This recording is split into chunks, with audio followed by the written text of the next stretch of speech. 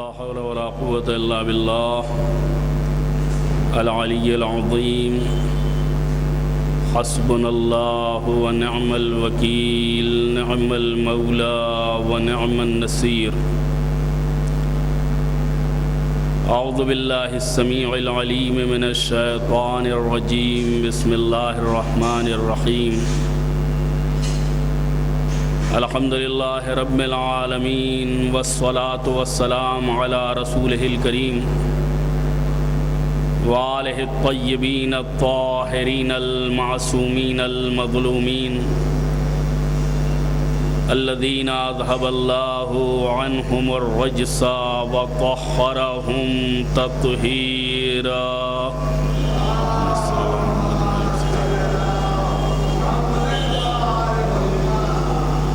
أما بعد فقد قال الله الحكيم في كتابه الكريم بسم الله الرحمن الرحيم يا أيها الذين آمنوا كتب عليكم الصيام كما كتب على الذين من قبلكم لعلكم تتقون.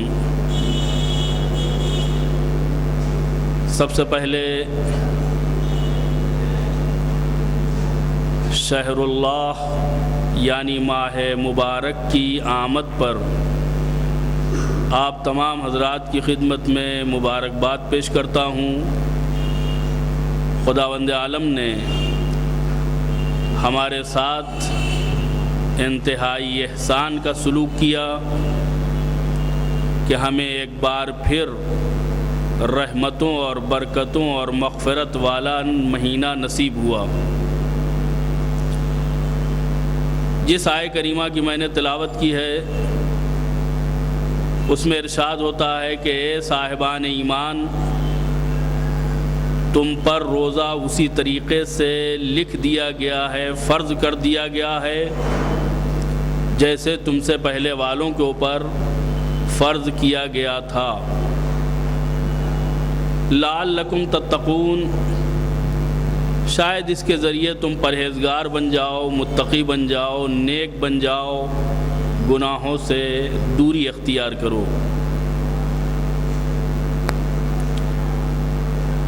روایتوں میں ملتا ہے کہ سرکار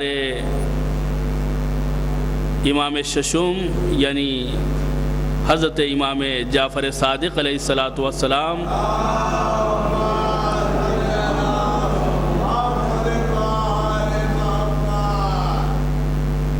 آپ نے فرمایا کہ یہ پیغمبر اسلام کی امت کی فضیلت ہے کہ خدا نے ان پر روزے کو واجب کیا ہے، ورنہ اس سے پہلے کسی امت کے اوپر روزہ واجب نہیں تھا. سب سے پہلی امت جس پر روزہ واجب ہوا ہے وہ حضرت ختمی مرتبت محمد مصطفیٰ صلی اللہ علیہ وآلہ وسلم کی امت ہے.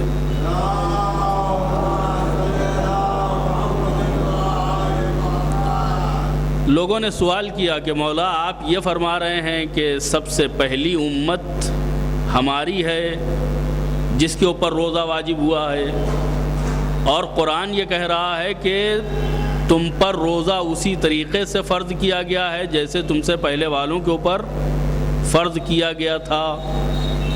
تو اس سے تو یہ اندازہ ہوتا ہے کہ ہم سے پہلے والے لوگوں کے اوپر بھی روزہ واجب تھا. حضرت فرماتے ہیں کہ نہیں، یہ جو کہا جا رہا ہے کہ تم سے پہلے والوں کے اوپر جس طرح روزہ واجب تھا وہ پہلے والے دوسرے انبیاء و مرسلین کے امتی نہیں تھے، بلکہ وہ انبیاء و مرسلین تھے. خداوند عالم نے پہلے انبیاء و مرسلین کے اوپر روزہ واجب کیا اور بعد میں پیغمبر اسلام کی امت کے اوپر روزہ واجب کیا. یعنی اگر ہم اپنی فضیلت، اپنا امتیاز، اپنی خصوصیت کو پہچاننا چاہتے ہیں تو اس طریقے سے پہچان سکتے ہیں کہ وہ اہم ترین عبادت پروردگار وہ روزہ کہ جو کل انبیاء و مرسلین مرسلین سے مطالبہ ہوا تھا اس روزے کا جو انبیاء و صالحین سے مطالبہ ہوا تھا اس روزے کا ہم سے مطالبہ ہو رہا ہے. یعنی کل پیغمبر اولین و آخرین یعنی حضرت محمد مصطفیٰ صلی اللہ علیہ وآلہ وسلم کی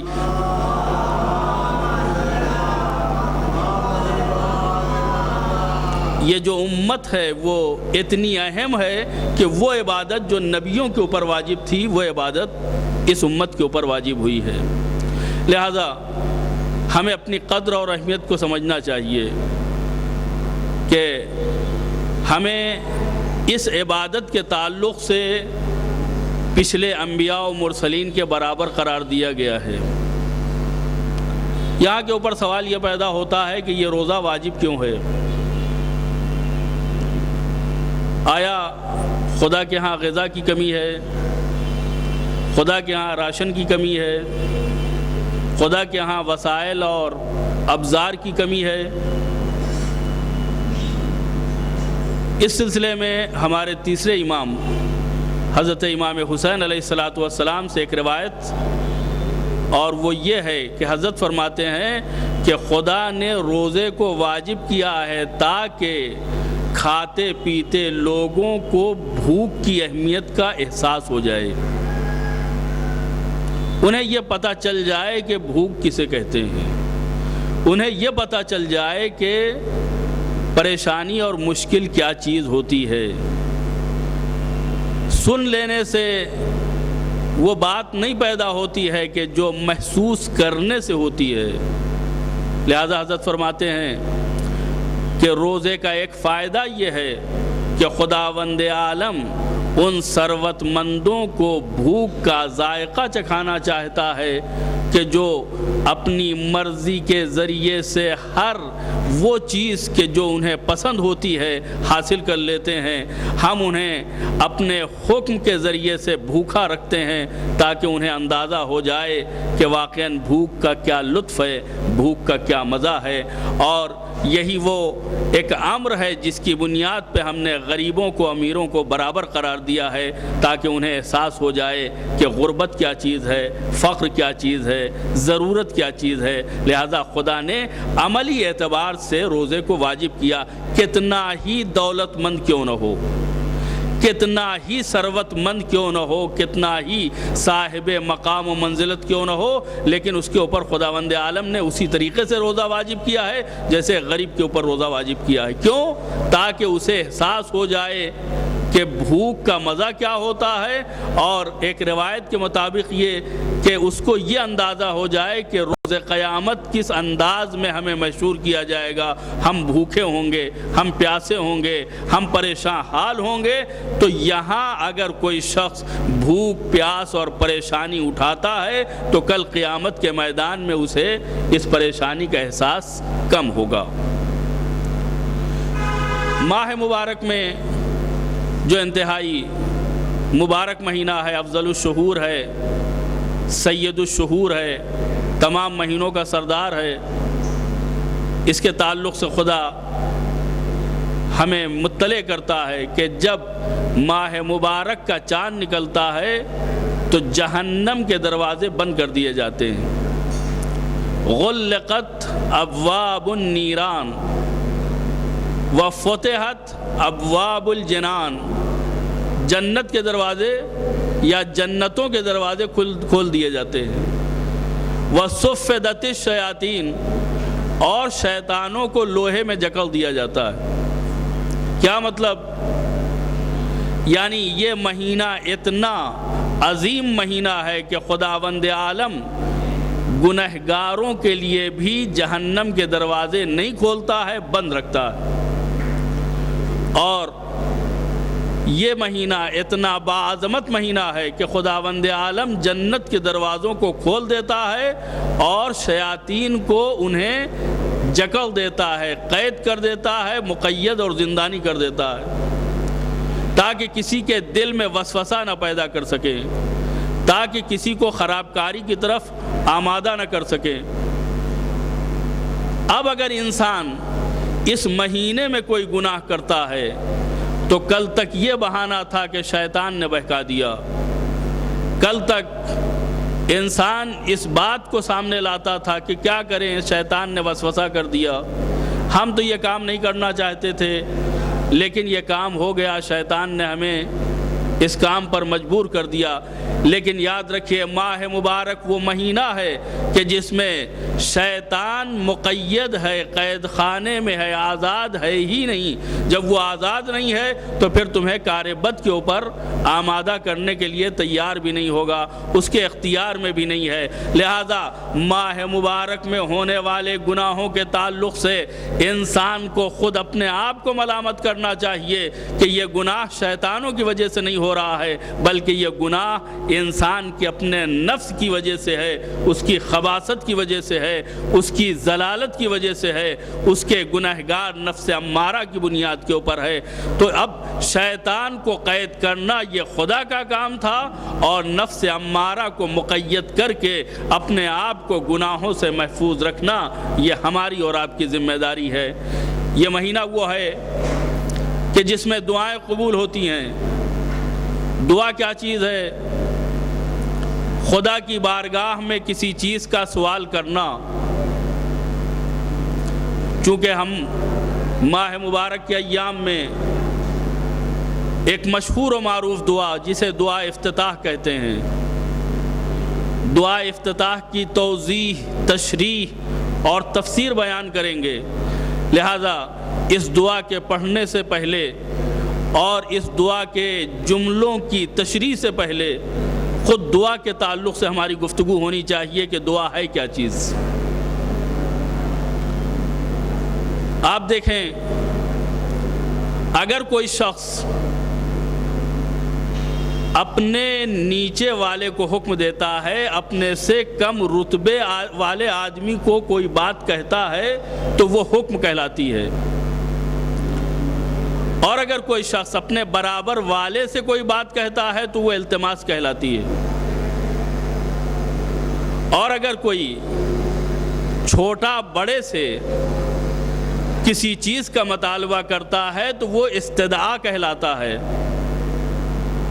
اور اگر کوئی بندہ اپنے پروردگار سے کسی چیز کا مطالبہ کرتا ہے تو وہ دعا کہلاتا ہے۔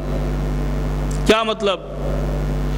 باتیں ایک ہیں، یعنی مطالبہ ہر ایک میں پایا جاتا ہے۔ کبھی اپنے برابر والے سے مطالبہ ہے، کبھی اپنے سے چھوٹے سے مطالبہ ہے، کبھی اپنے سے بڑے سے مطالبہ ہے، کبھی خدا سے مطالبہ ہے۔ یہ مطالبے ہر ایک منزل میں پائے جاتے ہیں، لیکن کسی بھی منزل میں یہ چیز دعا نہیں کہلاتی ہے۔ دعا کہلاتی ہے کس منزل میں؟ کہ جب بندہ خدا کی بارگاہ میں اپنے ہاتھوں کو اٹھاتا ہے اور اس سے سرگوشی کرتا ہے، مناجات کرتا ہے، اس سے کچھ مانگتا ہے، اس سے کچھ سوال کرتا ہے۔ خدا نے دعا کو ہمارے لیے جائز قرار دیا ہے۔ دعا کا مطلب کیا ہے؟ کہ ہم خدا سے کسی چیز کا تقاضا کر رہے ہیں۔ خدا نے ہمیں اولاد نہیں دی ہے، ہم اولاد مانگ رہے ہیں۔ خدا نے ہمیں مال نہیں دیا، ہم مال کا تقاضا کر رہے ہیں۔ خدا نے مثلا ہمیں فلاں مقام یا فلاں عہدہ نہیں دیا، ہم اس مقام اور عہدے کی خواہش کر رہے ہیں۔ پہلی منزل میں اگر دیکھا جائے تو خدا کو جو کچھ دینا تھا اس نے دے دیا۔ اگر واقعاً دینا اچھا ہوتا تو وہ دے چکا ہوتا، چونکہ دینا مناسب نہیں تھا لہذا اس نے روک لیا۔ اب بندے کا خدا کی بارگاہ میں بار بار اصرار کرنا تقریباً ایسا ہے کہ گویا وہ خدا کی رضا کے اوپر وہ راضی نہیں ہے، بلکہ اپنی بات کو خدا سے منوانا چاہتا ہے۔ یعنی خدا نے جو کچھ دیا ہے اس کے اوپر وہ کفایت نہیں کر رہا ہے، اکتفا نہیں کر رہا ہے، بلکہ جو کچھ اس کا دل چاہ رہا ہے وہ مانگ رہا ہے۔ اگر ابتدائی طور پہ دیکھا جائے تو جو کچھ خدا نے دے دیا وہ لے لینا یہ بندگی کا تقاضا ہے۔ جتنا دے دیا اس پر راضی ہو جانا یہ بندگی کا تقاضا ہے۔ جتنا دے دیا اس سے زیادہ نہ مانگنا یہ بندگی کا تقاضا ہے۔ لیکن کتنا عظیم ہے وہ پروردگار کہ جو ہمارے دل میں مچلتی ہوئی خواہشوں سے واقف ہے، کتنا رحیم ہے وہ مالک کہ جو ہماری تمناؤں اور ہماری چاہتوں کو محسوس کرتا ہے اور اس کو دینے کے لیے بھی تیار ہے۔ بس وہ یہ چاہتا ہے کہ اپنی زبان کے اوپر حرف مدعا لاؤ، دعا تم کرو، قبول ہم کریں گے، تم ہم سے مانگو، ہم تمہاری دعاؤں کو مستجاب کریں گے۔ پروردگار نے دعا کی نہ صرف اجازت دی ہے بلکہ دعا کو بطور عبادت قرار دیا ہے۔ بہترین عبادت دعا ہے، یعنی جو کچھ تمہیں نہیں ملا اور تمہارے دل میں خواہش ہے اس کو مانگنا تمہارے لیے ناجائز نہیں ہے، بلکہ خدا سے تم اس کا تقاضا کر سکتے ہو، خدا سے اسے مانگ سکتے ہو۔ اور یاد رکھیے وقت چونکہ تنگ ہے، لہذا میں اپنی بات کو مکمل کرتے ہوئے صرف اتنا عرض کرنا چاہتا ہوں کہ دعا وہ ہے کہ جب انسان ہر طرف سے مایوس ہو جاتا ہے، جب ہر طرف سے نا امید ہو جاتا ہے، جب اپنے وسائل اور سورسز کو ناکافی جانتا ہے، تو ایک ہی ذات ہے جس ذات سے وہ لو لگاتا ہے، وہ ذات پروردگار ہے۔ انسان کے دل کی گہرائیوں سے دعا نکلتی ہے جب سارے وسائل ختم ہو جاتے ہیں۔ جب تک سارے وسائل نگاہوں میں رہتے ہیں واقعی طور پہ خدا سے انسان دعا نہیں مانگتا، وہ بھروسہ کرتا ہے فلاں آدمی سے کہہ دیں گے کام ہو جائے گا، فلاں شخص سے کہہ دیں گے کام ہو جائے گا، لیکن جب چاروں طرف سے وہ مایوس ہو جاتا ہے تو صرف ایک دروازہ ہے جس دروازے پر وہ آ کر کے گدھا بنتا ہے، فقیر بنتا ہے، مطالبہ کرتا ہے، دعا کرتا ہے، مناجات کرتا ہے اور خدا اس کا استقبال کرتا ہے۔ میرے بندے در در کی ٹھوکریں کھا کے آیا ہے، تو ہر در کو آزما کے آیا ہے، لیکن میں تجھے اپنے دروازے سے نہیں بھگاؤں گا، اس لیے کہ سب بھگا سکتے ہیں لیکن چونکہ میں تیرا خالق ہوں، میں تیرا مالک ہوں، میں بھگا دوں گا تو کہاں جائے گا؟ میں تیری دعا اگر نہ سنوں گا تو کون سنے گا؟ لہذا دعا کو خداوند عالم نے صرف جائز نہیں قرار دیا بلکہ دعا کو عبادت قرار دیا ہے۔ اگر کوئی شخص بہترین عبادت کرنا چاہتا ہے تو خدا کی بارگاہ میں دعا کرے۔ ماہ مبارک جہاں تلاوت کا مہینہ ہے وہیں دعاؤں کے مانگنے کا مہینہ ہے۔ مفاتیح الجنان، تحفۃ العوام، وظائف الابرار اور نہ جانے کتنی دعاؤں کی کتابیں ہیں جو آپ کی نگاہوں کے سامنے ہیں۔ اس میں ہر طرح کی دعا ہے، چھوٹی دعا، بڑی دعا۔ یہ صرف اس لیے ہے کہ جتنا آپ کے اندر حوصلہ ہو اتنی بڑی دعا پڑھیں اور خدا سے لو لگائیں، خدا سے مانگیں، اس کا دروازہ کھٹکھٹائیں۔ بزرگوں نے کہا ہے کہ دروازہ کب تک نہ کھلے گا؟ دروازہ پیٹا جائے گا، کھٹکھٹایا جائے گا تو ایک دن وہ کھلے گا۔ ہاں، دیوار نہیں کھلتی ہے لیکن دروازہ کھلتا ہے۔ دعا مانگنے کا مطلب یہ ہے کہ جس سے دعا مانگنا چاہیے اس سے مانگو، جیسے دعا مانگنا چاہیے ویسے مانگو۔ دعا کے جو آداب ہیں ان آداب کو مد نظر رکھ کے مانگو، ورنہ آج ہر آدمی شکایت کرتا ہے کہ ہم نے فلاں دعا کی تھی، ہم نے فلاں چیز کو خدا سے مانگا تھا، ہم نے خدا کی بارگاہ میں فلاں مدعا عرض کیا تھا لیکن خدا نے قبول نہیں کیا۔ پہلے ہم یہ جان لیں کہ واقعاً ہمیں خدا سے مانگنا آتا بھی ہے یا نہیں آتا ہے۔ انشاءاللہ کل میں آپ کی خدمت میں عرض کروں گا کہ دعا کے آداب کیا ہیں، دعا کا طریقہ کیا ہے، دعا کا سلیقہ کیا ہے، کس طریقے سے خدا سے مانگنا چاہیے۔ جب ہم ایک بڑے آدمی کے پاس جاتے ہیں تو لوگ بتاتے ہیں ایسے نہیں چلے جانا، ان کے ہاں جانے کا یہ طریقہ ہے، یہ سلیقہ ہے، تو ہم مالک الملک کی بارگاہ میں جب حاضری دے رہے ہیں تو وہاں حاضری دینے کا جو طریقہ اور سلیقہ ہے اس کو نگاہوں میں رکھنا ہوگا۔ روایت میں ہے کہ معصوم نے فرمایا کہ افطار کے وقت خدا کی بارگاہ میں دعا قبول ہوتی ہے۔ آئیے ہم اور آپ مل کر کے خدا کی بارگاہ میں دعا کریں۔ آج پہلا دن ہے ماہ مبارک کا۔ خدا نے جہاں یہ اتنی بڑی نعمت دی ہے کہ آج ہم اس مہینے میں قدم رکھ رہے ہیں اور اس کی برکتوں سے فیض یاب ہو رہے ہیں، خدا سے دعا مانگیں کہ پروردگار یہ عظیم ترین نعمت جو تو نے ہمیں دی ہے اس کے قیمتی ہونے کا ہمیں احساس دلا دے۔ پروردگارہ محمد و آل محمد کے صدقے میں ہمیں توفیق عنایت فرما کہ ہم پورے مہینے تلاوت قرآن کریم اور دعاؤں اور مناجات میں گزاریں۔ مالک محمد و آل محمد کے صدقے میں ہم نے اس مہینے میں گنہگار ہو کر کے قدم رکھا ہے، لیکن مالک تجھ سے ہماری دعا یہ ہے کہ جب ہم اس مہینے سے باہر نکلیں تو ہمارے گناہ بخش دیے گئے ہوں، ہمارے والدین کی مغفرت کر دی گئی ہو۔ پروردگارہ محمد و آل محمد کے صدقے میں ہماری توفیقات میں اضافہ فرما۔ مالک جو مومنین و مومنات اس دنیا سے گزر گئے ہیں ان کی مغفرت فرما۔ ہمیں اس وقت تک موت نہ دینا جب تک کہ تیری ذات اور ہمارے زمانے کا امام ہم سے راضی نہ ہو جائے۔ وصلی اللہ علی محمد وآلہ الطیبین الطاہرین۔ ان اللہ وملائکتہ یصلون علی النبی یا ایھا الذین آمنوا صلوا علیہ وسلموا تسلیما۔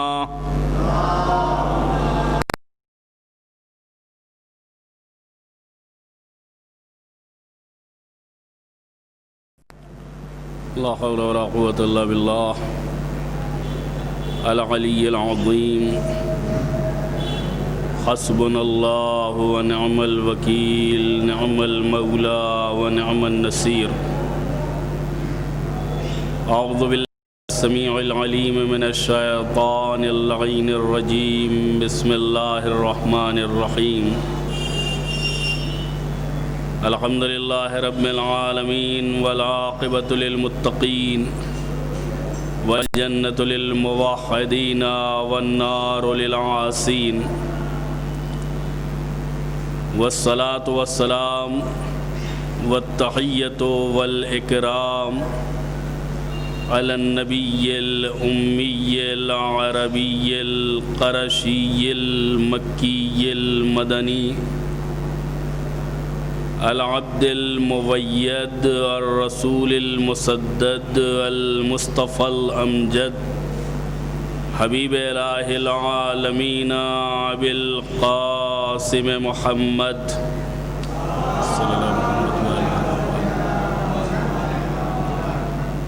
وآلہ الطیبین الطاہرین المعصومین المظلومین الذین اذهب اللہ عنہم الرجس وطہرہم تطہیرا۔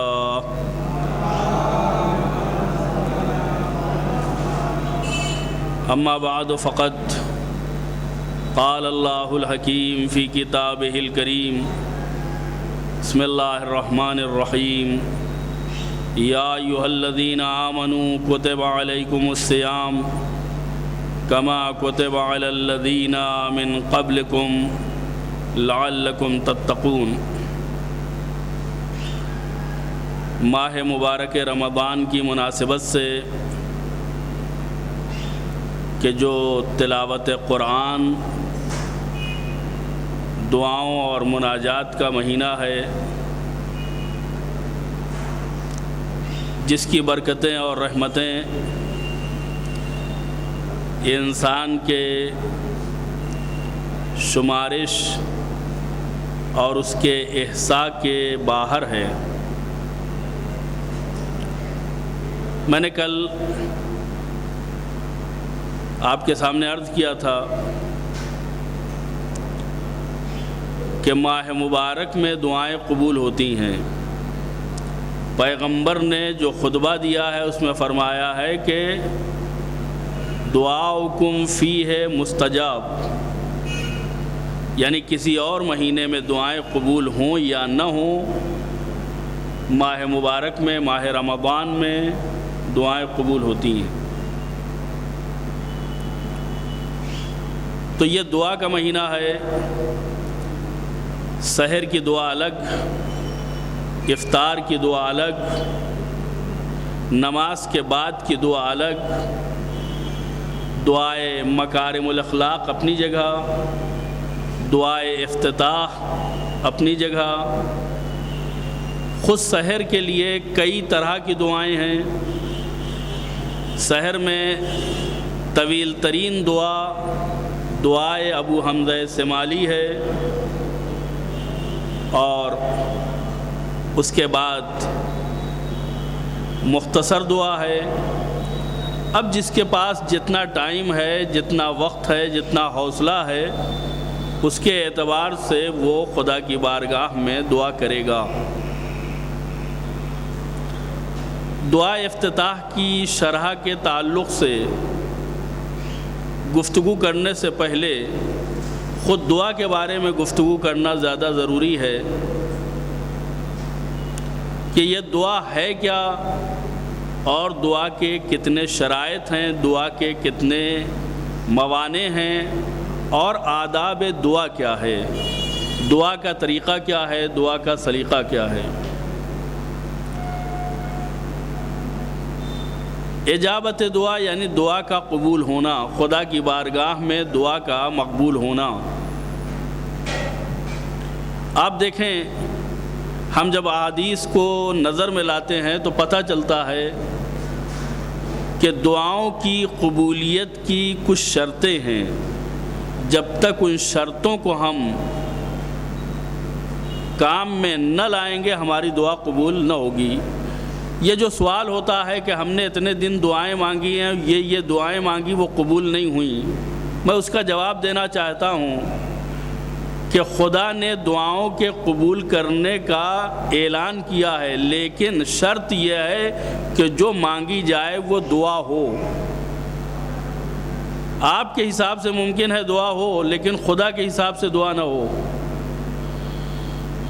خدا کہتا ہے ہم سے دعا مانگو، وہ کون سی خواہش ہے، وہ کون سی تمنا ہے جو خدا کی نگاہ میں دعا بن جائے۔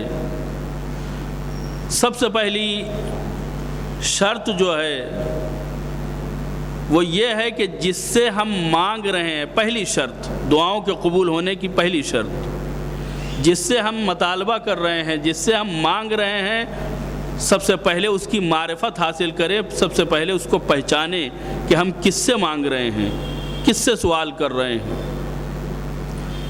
امام جعفر صادق علیہ السلام سے پوچھا گیا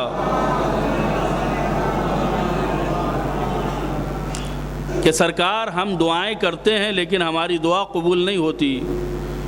آپ نے فرمایا لِأَنَّكُمْ يَدْعُوكُمْ یا لِأَنَّكُمْ تَدْعُونَ مَن لَا تَعْرِفُونَ، وجہ یہ ہے کہ تم ایسے کو پکار رہے ہو جس کو پہچانتے نہیں ہو، اس سے دعا مانگ رہے ہو جس کی معرفت حاصل نہیں کی ہے۔ کیا مطلب؟ یعنی پہلے خدا کو پہچانو، اس کی معرفت حاصل کرو، پھر خدا سے دعا مانگو۔ بغیر خدا کو پہچانے ہوئے، بغیر خدا کی معرفت، بغیر خدا کی شناخت حاصل کیے ہوئے دعا قبول ہونے والی نہیں ہے۔ یہ ایک شرط۔ دوسری شرط یہ ہے کہ صرف دعا سے کام نہ چلے، بلکہ دعا کے مطابق انسان عمل بھی کرے۔ کیا مطلب؟ مریض، بیمار، صاحب حاجت، صاحب ضرورت، یقیناً اس کے لیے دعا کی جا سکتی ہے، لیکن صرف دعا سے کام نہیں چلے گا۔ خدا نے طریقہ علاج بھی بتایا ہے، یعنی جاؤ علاج کرو اور علاج کے ساتھ ساتھ خدا سے دعا کرو۔ کوئی آدمی، ایک ایسا پیشنٹ، ایک ایسا مریض کہ جو لب آخر ہے، بالکل ایمرجنسی کیس، اس کو گھر میں رکھے ہوئے ہے اور دعا کر رہا ہے، یہ اسباب و وسائل الہی کے خلاف ہے؟ نہیں، تمام چیزیں استعمال کرو، تمام چیزیں اختیار کرو اور اس کے ساتھ دعا کرو۔ جناب موسیٰ جو صاحب شریعت اور صاحب کتاب نبی ہیں، بیمار ہو گئے، خدا کی بارگاہ میں دعا کرتے ہیں پروردگارا تو ہمیں شفا نصیب فرما۔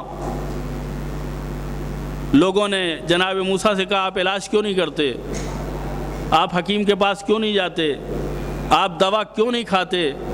انہوں نے کہا جس نے مرض دیا ہے وہی اچھا کرے گا، جس نے ہمیں بیمار کیا ہے وہی شفا دے گا۔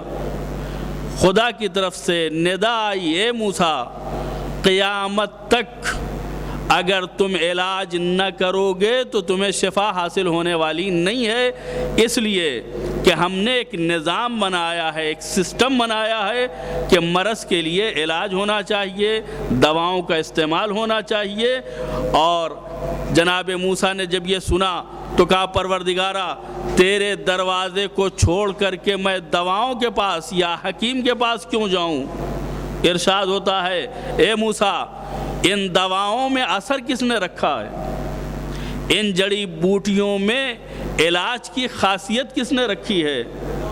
میں ہی ہوں جس نے ان دواؤں کو شفا بخش بنایا ہے اور علاج کا مؤثر ذریعہ بنایا ہے۔ میں نے ایک نظام بنایا ہے، ایک سسٹم بنایا ہے، اگر اس سسٹم کے تحت چلو گے تو تمہیں شفا بھی ہوگی اور تمہاری دعا بھی قبول ہوگی۔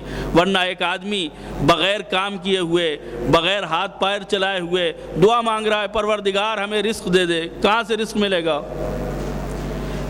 ہاں انسان یہ سوچتا ہے کہ رزق اس کی جیب میں آ جائے بغیر محنت کیے ہوئے، بغیر محنت کیے ہوئے بھی آتا ہے، بغیر محنت کیے ہوئے بھی آتا ہے، لیکن یہ انسانوں کے لیے نہیں آتا ہے، جانوروں کے لیے آتا ہے۔ خدا پتھر میں پائے جانے والے اس کیڑے کو بھی رزق پہنچاتا ہے جس کے باہر نکلنے کا کوئی راستہ نہیں ہے، اس کے منہ میں پہنچاتا ہے۔ کیڑے مکوڑوں کو پہنچاتا ہے، ہم کو کیوں نہیں پہنچاتا؟ کہ ہم نے تمہیں کرامت دی ہے، تمہیں ہاتھ دیا ہے، تمہیں عقل دی ہے، تمہیں ایسا جسم دیا ہے کہ تم اس راستے کے اوپر محنت کر سکتے ہو اور محنت کر کے کما سکتے ہو۔ محنت کرو، کمانے کی راہ میں قدم اٹھاؤ اور اس کے بعد ہم سے دعا کرو، ہم تمہیں رزق بھی دیں گے اور تمہارے رزق میں برکت بھی عنایت کریں گے۔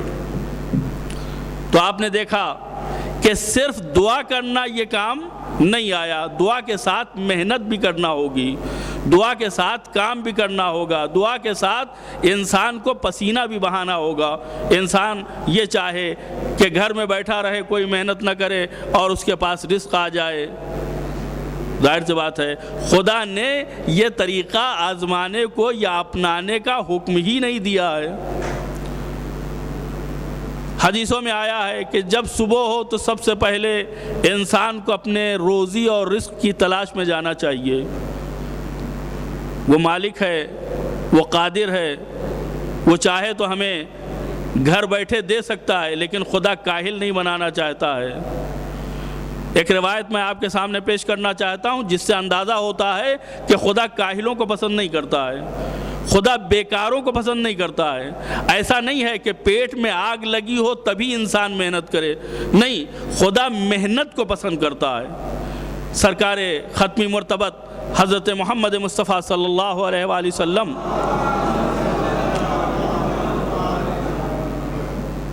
آپ تشریف رکھتے ہیں، ایک انتہائی خوبصورت جوان آپ کے سامنے سے گزرا، بڑے اچھے ہاتھ پیر کا، بڑا اچھا سڈول بدن، بڑی اچھی رنگت۔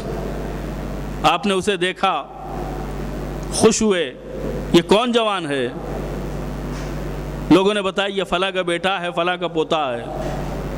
کہا بڑا خوبصورت جوان ہے، اچھا یہ بتاؤ یہ کرتا کیا ہے؟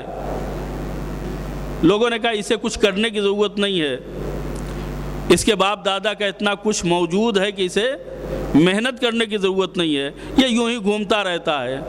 حضرت نے جو جملہ فرمایا ہے وہ آپ سنیے۔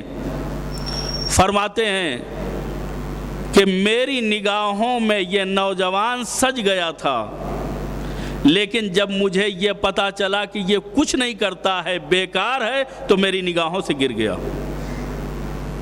کیا مطلب؟ ایک آدمی کے کام کرنے کا مطلب سماج اور معاشرے کی تعمیر میں حصہ داری ہے۔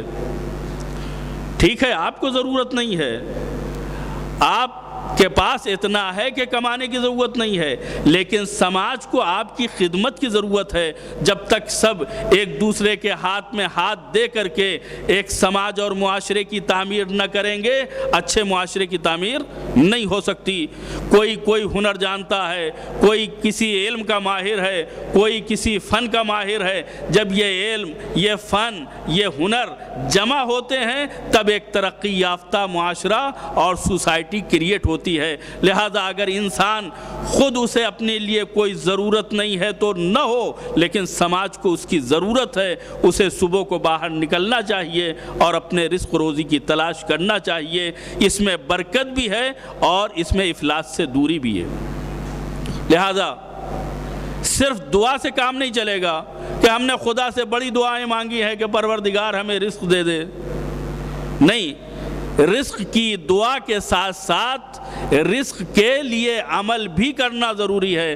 اگر انسان عمل نہیں کرتا ہے تو اس کی دعا اس کے لیے کافی نہیں ہوگی۔ یہ ایک شرط۔ تیسری شرط دعا کی قبولیت کی ہے طیب المکسب۔ طیب المکسب کا کیا مطلب؟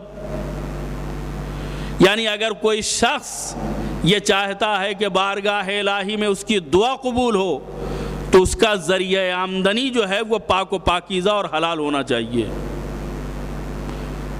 یہ پیسہ کہاں سے آ رہا ہے؟ یہ پیسہ کہاں خرچ ہو رہا ہے؟ ایسا نہیں ہے کہ ہم بے نکیل اونٹ ہیں، جس طرف چاہے سر اٹھا کے چل دیں، جو چاہے کریں، جو چاہے انجام دیں، جو چاہے نہ کریں۔ ہمیں اتنا اختیار نہیں ہے۔ طیب المکسب، کسب، کار، یہ جو ہے وہ پاکیزہ ہونا چاہیے، یہ حلال ہونا چاہیے۔ انسان کے بدن میں جو غذا جا رہی ہے وہ پاک و پاکیزہ ہونا چاہیے۔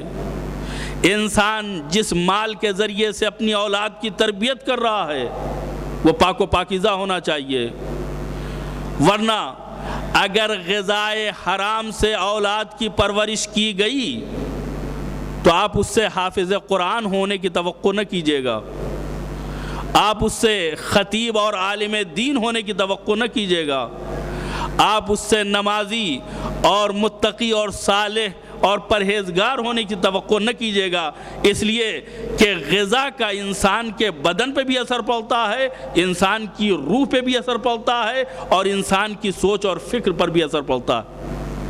اگر ایک سالم معاشرے کی تعمیر آپ کی نگاہوں میں ہے تو ہم کو اور آپ کو یہ چاہیے کہ ہم اپنی کمائی کو، اپنے ذریعہ معاش کو حلال بنائیں اور حلال طریقے سے کما کر کے اپنی اولاد کی پرورش کریں، تب جا کے ہمارے اندر بننے والا خون بھی پاک و پاکیزہ ہوگا اور آنے والی نسلوں کے جسم میں اور ان کی نسوں اور رگوں میں دوڑنے والا خون بھی پاک و پاکیزہ ہوگا، جس سے اچھی اور صالح فکر پیدا ہو سکتی ہے۔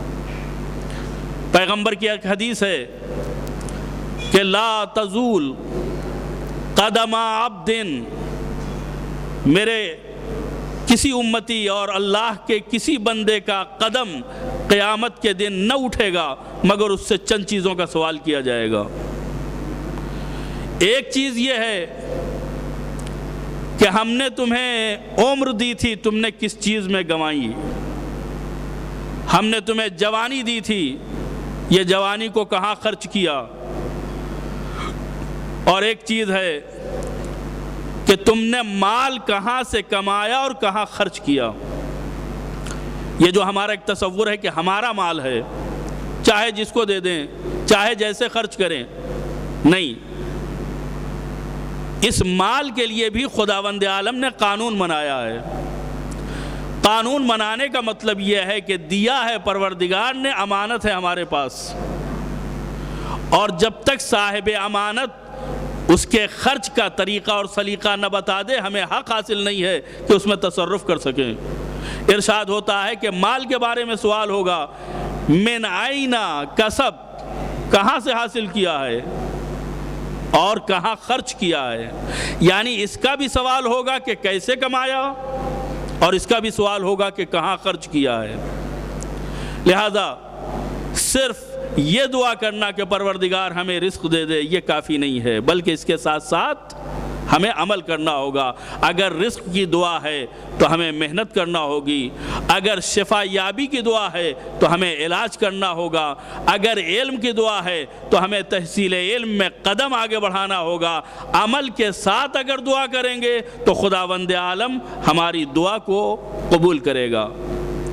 بات آخری مرحلے میں دعا کی قبولیت کے شرائط میں سے ایک اہم شرط حضور قلب ہے۔ حضور قلب کا مطلب یہ ہے کہ زندہ دلی سے دعا مانگنا۔ جس وقت ہم خدا سے دعا مانگ رہے ہوں اس وقت ہم خدا کی بارگاہ میں حاضر بھی ہوں۔ ایسا نہیں ہے کہ نماز ختم ہو گئی، جو دعائیں زبانی یاد تھیں وہ زبان کے اوپر آ کے جا رہی ہیں اور ذہن جو ہے وہ بازار میں بھٹک رہا ہے، کتنا لینا ہے، کس سے وصول کرنا ہے اور کس کو کتنا ادا کرنا ہے، یعنی دل دعا میں نہیں لگ رہا ہے، دل خدا کی بارگاہ میں نہیں ہے۔ نہیں، جہاں جو عمل انجام دیا جا رہا ہے اسی میں انسان کے دل کو بھی مشغول ہونا چاہیے۔ یعنی تمام شرائط کے ساتھ ساتھ ایک شرط یہ ہے دعا کی قبولیت کے لیے کہ انسان اپنی جاگتے ہوئے زندہ دلی کے ساتھ خدا کی بارگاہ میں دعا کرے۔ اگر مردہ دلی کے ساتھ دعا کر رہا ہے، ذہن کہیں اور ہے، دل کہیں اور ہے، فکر کہیں اور ہے اور دعا خدا کی بارگاہ میں مانگ رہا ہے تو نہ صرف یہ کہ دعا قبول نہیں ہوگی بلکہ اگر دیکھا جائے تو یہ خدا کی بارگاہ میں انتہائی اہانت ہے کہ حاضر ہیں خدا کی بارگاہ میں اور بھٹک رہے ہیں بندوں کے دروازوں کے اوپر، ذہن کہیں اور ہے۔ یاد رکھیے گا، ہمیں اور آپ کو ایک دوسرے کی نیتیں پتہ چل جاتی ہیں صورت اور شکل دیکھ کر کے۔ وہ تو دلوں کا خالق ہے، وہ تو نیتوں سے واقف ہے، وہ سینے میں اٹھنے والے مد و زجر سے واقف ہے، وہ اس جوار بھاٹا سے واقف ہے جو خواہشوں اور تمناؤں کا انسان کے سینوں میں موجزن رہتا ہے۔ لہذا انسان کو حاضر ہونا چاہیے۔ اگر اس کو خدا کی بارگاہ میں اپنی دعا کو قبول کرانا ہے تو اس طریقے سے حاضر ہونا چاہیے کہ مالک میں تیری بارگاہ میں حاضر ہوں، تجھ سے سوال کر رہا ہوں۔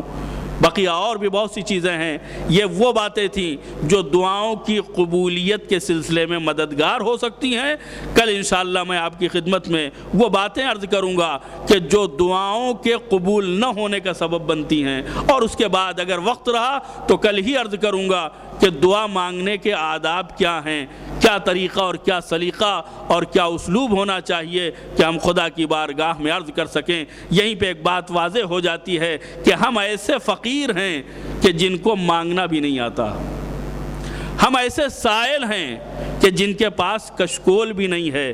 آئیے چلیں آل محمد کے در پر، جنہیں دعا کرنے کا سلیقہ بھی آتا ہے، جنہیں خدا کو راضی رکھنے کا انداز بھی آتا ہے، ان کو وسیلہ بنا کر کے خدا کی بارگاہ میں عرض کرے پروردگارا تیری بارگاہ میں گنہگار بندے حاضر ہیں، اپنی خطاؤں کے ساتھ، اپنی غلطیوں کے ساتھ، اپنی نالائقیوں کے ساتھ۔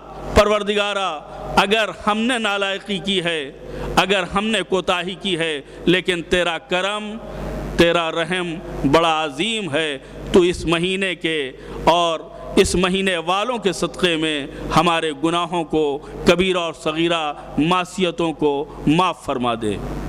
پروردگارہ محمد و آل محمد کے صدقے میں ہماری توفیقات میں اضافہ فرما، ہمیں قرآن پڑھنے اور سمجھنے کی توفیق عنایت فرما، ہمیں قرآن کے مفاہیم پر عمل کر کے تیری رضا کو حاصل کرنے کی توفیق عنایت فرما۔